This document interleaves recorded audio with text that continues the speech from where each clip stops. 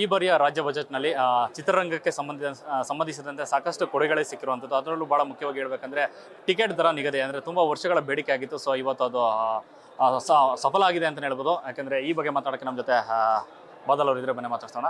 Sir ನಮಸ್ತೆ. ತುಂಬ ವರ್ಷದ ಬೇಡಿಕೆ ಆಗಿದೆ ಏಕರೂಪದ ಟಿಕೆಟ್ ದರ ನಿಗದಿ ಮಾಡಬೇಕು ಅನ್ನೋದು. ಯಾಕೆಂದರೆ ಪರಭಾಷೆ ಸಿನಿಮಾಗಳು ಬಂದಾಗ 1500-2000 ತನಕ ಟಿಕೆಟ್ ದರ ಹೋಗ್ತಾನೆ ಇತ್ತು.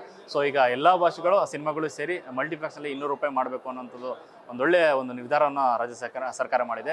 ಈ ಬಗ್ಗೆ ನಿಮ್ಮ ಒಂದು ಸಂತಸ ವ್ಯಕ್ತಪಡಿಸೋದಾದ್ರೆ 200 ಮಾಡಿದಾರಾ? ಸಾರಿ, ನನಗೆ ನೀವು ಹೇಳಿದ್ಮೇಲೆ ನನಗೆ ಗೊತ್ತಾಗ್ತಾ ಇರೋದು. ಇದು ಒಳ್ಳೆ ಬೆಳವಣಿಗೆನೆ. ಬಹುಶಃ ಅದೇ ಇನ್ನೂ ಕಮ್ಮಿ ಮಾಡಿದ್ರು ಒಳ್ಳೆಯದು.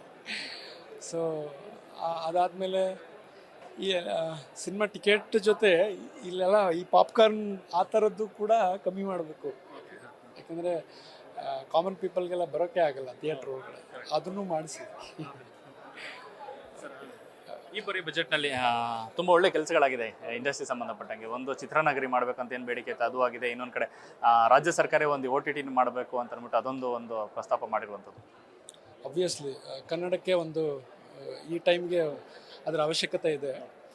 ಅದು ಲೈಕ್ ತುಂಬ ಈ ಸಣ್ಣ ಫಿಲ್ಮ್ ಮೇಕರ್ಸ್ಗೆಲ್ಲ ತುಂಬ ಹೆಲ್ಪ್ ಆಗುತ್ತೆ.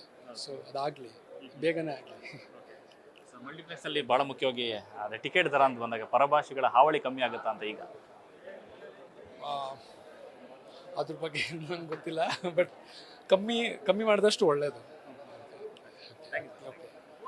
ಎಸ್ ಇದಿಷ್ಟು ಬಾದಲ್ ಅವರು ಮತ್ತು ಕ್ಯಾಮ್ರಾ ಪರ್ಸನ್ ಪ್ರಶಾಂತ್ ಜೊತೆ ಲೋಕೇಶ್ ನ್ಯೂಸ್ ಫಸ್ಟ್ ಬೆಂಗಳೂರು.